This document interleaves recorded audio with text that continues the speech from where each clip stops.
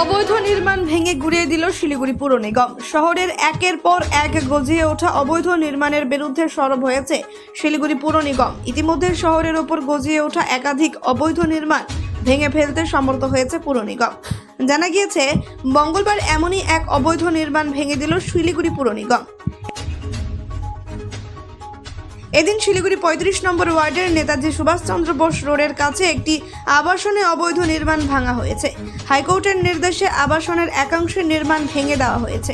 অভিযোগ, প্ল্যান মাফিক আবাসনে ঘরগুলি বানানো হয়নি। এদিন দুপুরে পুর নিগম নিজেই পুলিশকে সঙ্গে নিয়ে অবৈধ নির্মাণ ভেঙে দেয়। যদিও আবাসনের ৩টি তলায় বেশ কয়েকটি ফ্ল্যাট ভেঙে দেওয়া হয়েছে। সম্প্রতি হাইকোর্টের নির্দেশে শহরের বিভিন্ন এলাকায় অবৈধ নির্মাণ ভাঙার কাজ শুরু করেছে শিলিগুড়ি পুর নিগম। সোমবার ৩৪ নম্বর ওয়ার্ডের একটি বাড়িতে অবৈধ নির্মাণ ভাঙা হয়।